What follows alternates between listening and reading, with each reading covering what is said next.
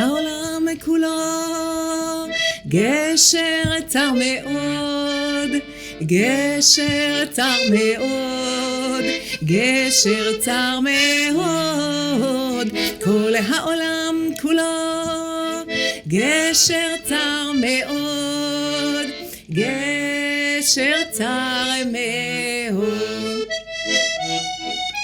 והעיקר לא לפחד, לא לפחד כלל, והעיקר לא לפחד כלל. Bravo Anat Barzvi, on est ravis de vous accueillir. Bienvenue. Merci. Au studio Kalita. Alors pour ceux qui fréquentent bien le hub de Tel Aviv, ils ont peut-être vu ou entendu voilà les mardis où Anat Barzvi se produit avec toute une petite classe, on va dire. Voilà, vous leur apprenez l'hébreu en chantant. Oui, entre autres. Oui, entre autres. Voilà. Alors, pourquoi vous avez décidé d'arriver? Alors après, on va dire qui vous êtes, bien évidemment, mais juste comme ça, pourquoi vous avez voulu être bénévole, aider ceux qui arrivent, les Olim Pradachim qui ne parlent pas l'hébreu?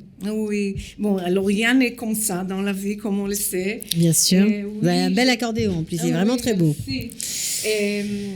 Parce que mon mari, qui était vraiment pour moi un grand sioniste philosophe, est décédé il y a un an. Voilà, alors on va d'abord expliquer, bien sûr, votre mari n'est autre que le grand philosophe Michael Barzvi, ou Michael Barzvi en hébreu, il aurait préféré, je pense, intellectuel israélien, élève d'Emmanuel Levinas, qui analysait livre après livre les relations entre pensée juive, philosophie et politique. Comme ça plante un peu le décor, et il nous a quittés l'an dernier. Oui, il était aussi l'élève de Pierre Boutan, de qui il était très très fier. Oui, et Pierre Boutan était antisémite, mais après, il a dit que c'était le plus grand erreur de sa vie. Il est devenu sioniste aussi. Alors, il était élève de deux. Ouais, et puis surtout, il a grandi en France, il est né en France, il a grandi en France jusqu'à l'âge de 25 ans, donc c'est aussi un olévatique, mais un olé, voilà, un immigrant. Qui adorait les deux pays. Oui. Qui adorait la France et qui adorait Israël. Oui, les deux. Ok, alors vous avez voulu faire quelque chose pour les nouveaux immigrants de France? Oui. Alors d'abord, il a laissé une grande bibliothèque de plus que 10 000 livres dans le domaine de la philosophie, l'histoire, le sionisme, et la littérature. Et on voulait le donner. Et comme ça, je suis arrivée par hasard à Kalita. Oui, parce que quand on entend votre accent, vous êtes israélienne 100%. 100%, plus que ça, oui. Je suis née à Haïfa, oui. Voilà, et vous avez appris le français au lycée, à l'école.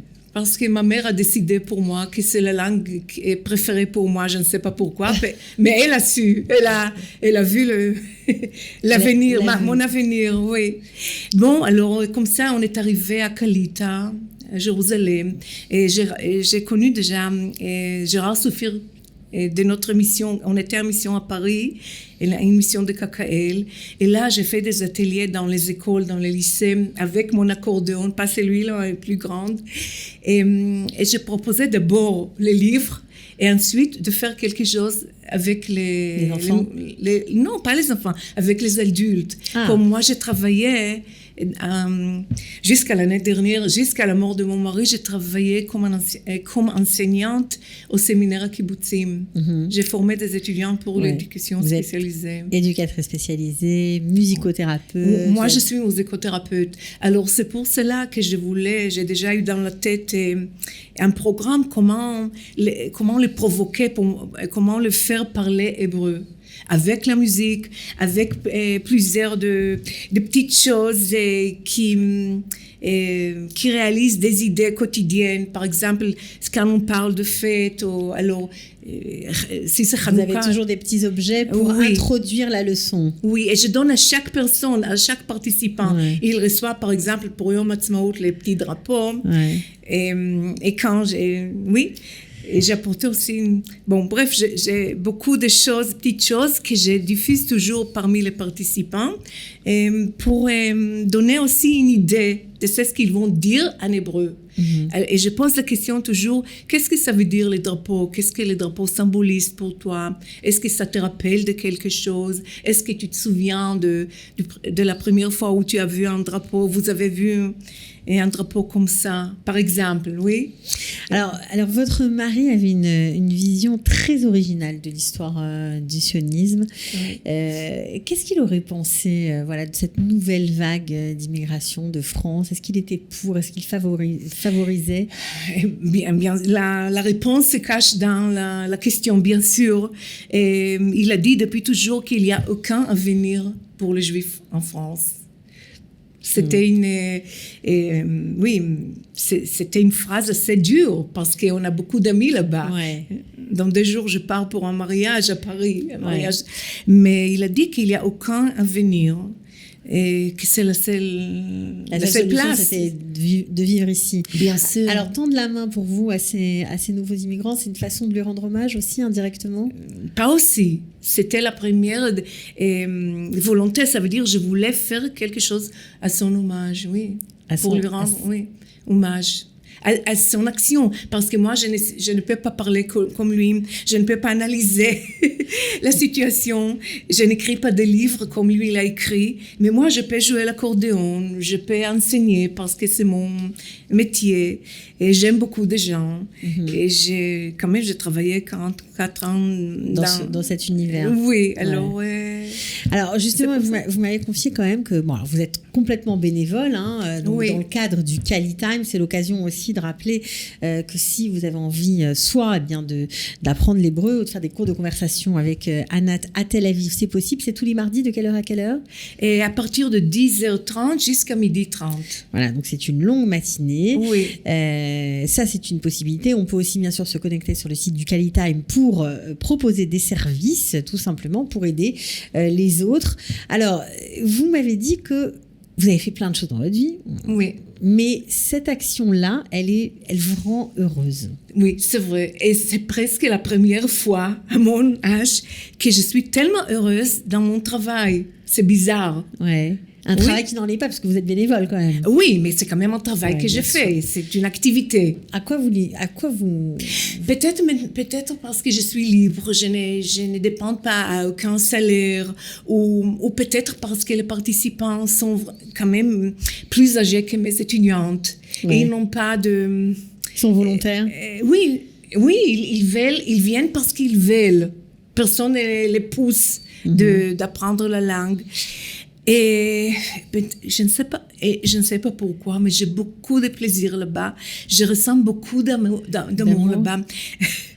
J'ai une comparaison qui n'est pas tellement juste, mais quand j'ai travaillé vraiment avec des enfants tellement handicapés, ouais. Là, j'étais le plus heureuse aussi. Ouais. Ça veut dire parce que là, il y avait beaucoup d'amour. Et je ressens beaucoup d'amour chez les nouvelles Olim. Les nouveaux Olim qui se sentent accueillis chez vous, qui se sentent entourés. Qui viennent en Israël parce qu'ils veulent venir. Ouais. Personne ne les pousse, ne les oblige.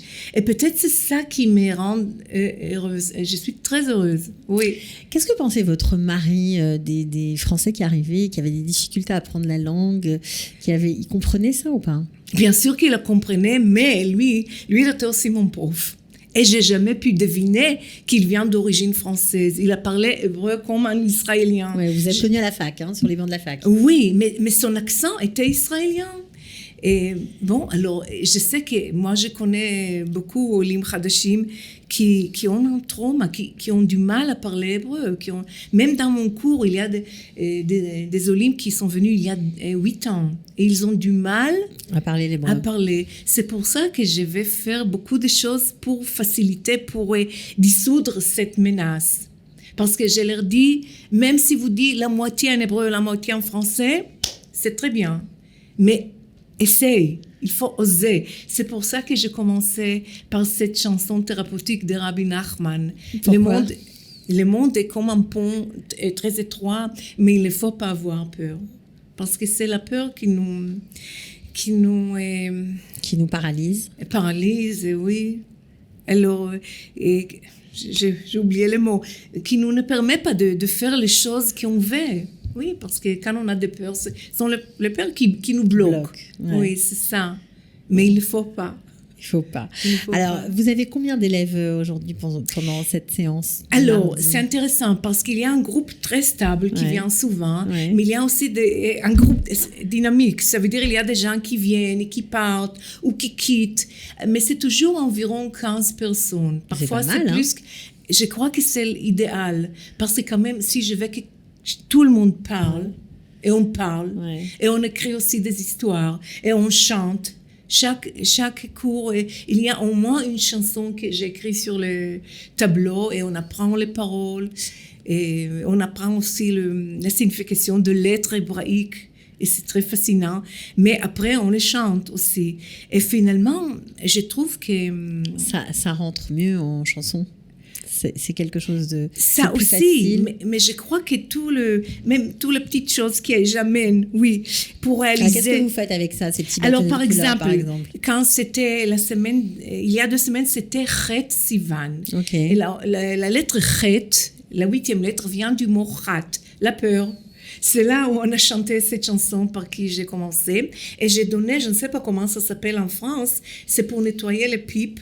Oui, mais disons que tout le monde connaît. C'est un petit bâton que les enfants utilisent pour faire des travaux manuels aussi. Tout à fait. Alors, j'ai demandé à chaque participant de créer la forme de la peur. Comment il visualise la peur. Et après, j'ai demandé à chacun de raconter quelque chose. Qu'est-ce que ça veut dire la peur pour lui? En hébreu? Qu'est en hébreu?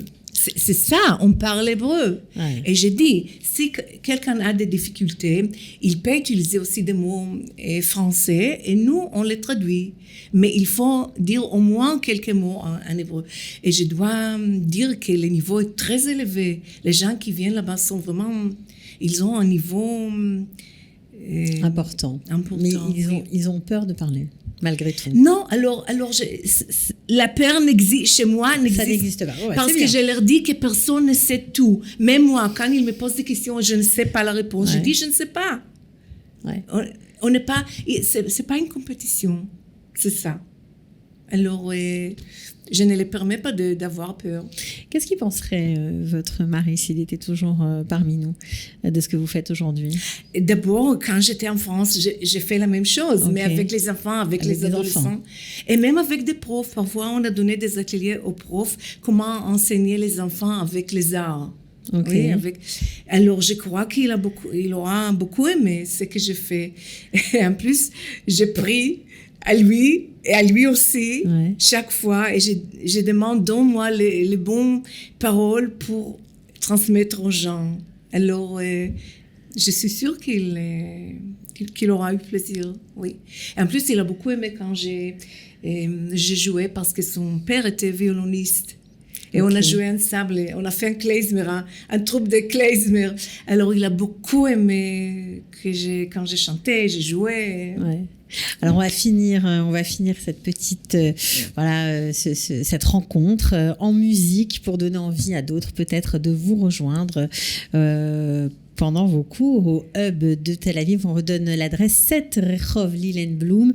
Anat Bar-Zvi, on était enchantés de vous connaître et d'en savoir un peu plus sur vos méthodes d'enseignement et sur le lien qui vous liait avec Michael Bar-Zvi. On finit en musique? Oui, je dois choisir une chanson. Ce que vous voulez. Alors, c'est un bel accordéon que vous n'avez pas. Il a l'air très ancien. Oui, il a 80 ans. Il est fait à la main à Berlin. Ouais. Et ma mère l'a porté après la Shoah. Bon, il y a une chanson que tout le monde le connaît, même pas les Juifs. Allez-y. Mais c'est une chanson de la joie. Et comme ma mère voulait apporter la joie aux déportés après la Shoah, et le père de mon mari qui a joué le violon voulait apporter la joie. Alors, et mon mari aussi. Alors, je vais commencer terminer avec ça. Hava, nagila hava, nagila hava, nagila venismecha. Hava, nagila hava, nagila hava, nagila venismecha. Hava neranena, hava neranena, hava neranena venismecha.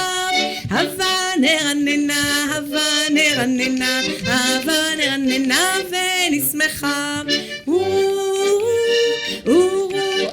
רוחים, רוחים אלף שמח, רוחים אלף שמח, רוחים אלף שמח, רוחים אלף שמח, רוחים אלף שמח.